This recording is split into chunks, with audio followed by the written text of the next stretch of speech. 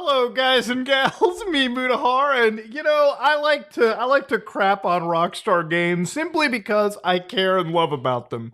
Ladies and gentlemen, GTA 5, probably one of my most played games. I like GTA as a franchise, and back when Rockstar made multiple franchises like Bully, what am I saying franchise? Bully's one game. Manhunt, Midnight Club, you bet your boy was a big Rockstar Games enjoyer. Now, in recent years, Rockstar Games has kind of been taking some L's, but today, it's actually a really funny L, because Rockstar Games kind of broke the law. And the reason I say, whoa, why would they break the law? Ladies and gentlemen, what is one thing I can't do on YouTube? Show you how to download pirated games? Want me to show you how to download a pirated game right now? Now, ladies and gentlemen, on Steam, if you own Manhunt for any instance, you're breaking the law there, buddy, because technically you are downloading a pirated version of the game. Now be like, wait a minute, Muda, how's Rockstar, the owner of the game, selling a pirated version? Well, because ladies and gentlemen, I think I might have seen some of the laziest shit imaginable. Because of the game's copyright protection, CD protection, because these are old PC games, some of you weren't even alive when Manhunt came out. Yeah, it turns out Rockstar's been using cracked exe files, cracked executables in their official releases. Now, ladies and gentlemen, the individual that really kind of popularized the story recently is Vadim M. Great channel when it comes to GTA content, cut content. If you ever wanted to know the history of your favorite Rockstar games, PlayStation 2 era video titles, video games, this is the channel for you, okay? Now, ladies and gentlemen, one of my favorite things about this is talking about the hidden anti-piracy measures of Manhunt. This is something that I knew about, and it's actually something that I'm a huge fan of because I love anti-piracy measures. For those of you who don't know, anytime you play a game that's cracked, sometimes developers do goofy things like basically making the game unplayable, putting in a roadblock, fucking with you a little bit if they find out you cracked the game. And you know why they do this? Because sometimes it's a lot easier to troll the person into buying the video game than just letting it go free.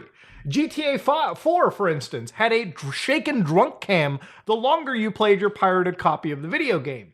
Manhunt has a bug where, I shit you not, the moment you pick up an item, it actually triggers a memory leak. And what a memory leak does is effectively balloons and fills up the memory with so much garbage information that after a few minutes in the game, it will just crash. Now, there are moments where you cannot pass certain moments of Manhunt simply because weapons start despawning. The reason why Rockstar will do this is, again, just to fuck with you. Now, I'm pretty sure somebody will take this as a challenge accepted and go on forward, but basically it makes the version of Manhunt you buy on Steam actually unplayable. Now, ladies and gentlemen, the reason people figured this one out was we started looking through after that video as to what happened with other Rockstar titles. Do other games have this similar issue? And it does seem that way. Midnight Club 2, for instance, right? Remember that game? Yeah, it turns out that when you drop the game's application file into a hex editor, you'll find out the name Razer 1911. Now, I might be like, whoa, what's Razer 1911? Back in the old days of PC cracking, Windows XP era, Razer 1911 was a massive team. Actually, they were as old as 1985, like OG crackers. And these guys created no CD cracks, cracks for video games, and pretty much like were a popular group in the piracy scene, the Juarez scene as we used to call it. Now, if you thought those were the only two games, no, Chief. Max Payne 2 was a game that also had no CD cracks and issues. Now, because this was popularized a couple of years ago, Rockstar went into their back catalog and basically tried to patch this in about the quickest, dirtiest, laziest way imaginable.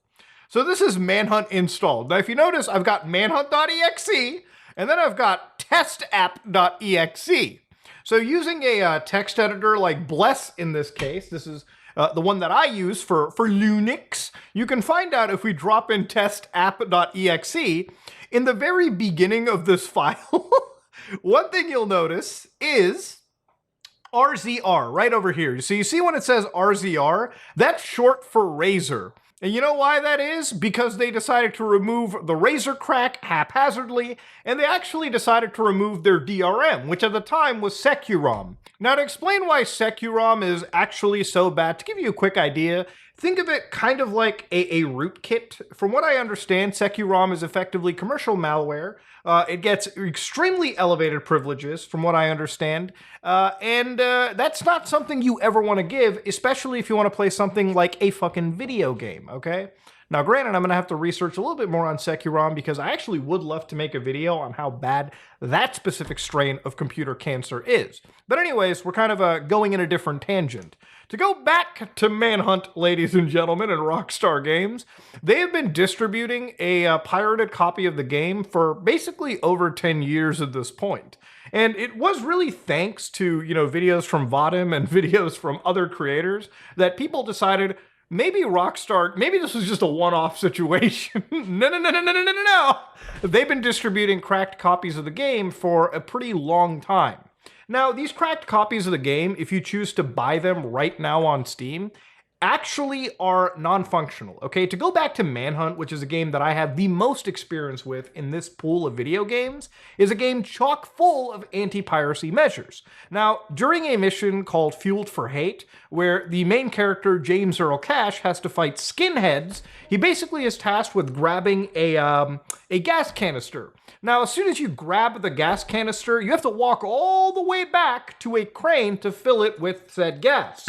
The problem is, as soon as you pick up that gas canister, the game triggers a memory leak, which, again, a memory leak is bad, because basically what will happen is if you overflow, you just crash the game. That's intentionally what Rockstar was trying to do. So basically, if you choose to buy Manhunt on Steam right now, you are actually buying a game that is unfucking playable. The fact that Rockstar is still selling this is actually kind of a shame.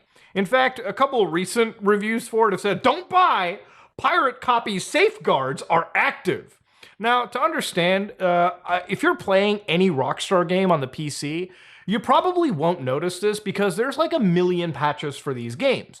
I actually have never played an unpatched version of a Rockstar game on the PC because most Rockstar PC ports, up until GTA 5 and Red Dead 2, in my opinion, have been notoriously terrible. We're talking frame rates locked to 30. We're talking just an inferior experience compared to something like, the PlayStation 2 or the Xbox. So after you apply like a more billion amount of patches and special hex edits, which you're supposed to do to these exe files, you can counter their anti-piracy measures that Rockstar is just letting around go for free.